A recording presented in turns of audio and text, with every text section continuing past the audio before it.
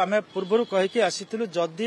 Bharatiya Janata party Nuapada उपनिर्वाचन जितुची ताहले मोहन माझी सरकार को गोटे बड़ सर्टिफिकेट मिल से सर्टिफिकेट होची ए 1.5 वर्ष भितर सरकार जहाँ किसी पदक्षेप नहीं से प्रतिश्रुति मुताबक जो पदक्षेप बा किसी वेलफेयर मेजर्स जहाँ भी किसी नहीं इनक्लूडिंग सुभद्रा तो सेगुड़ाक सठिक थिला एवं सरकार प्रशासन ठिकणा भाव में चली गोटे प्रमाणपत्र मिल बर्तमान मोहन माझी को से प्रमाणपत्र मिल सारी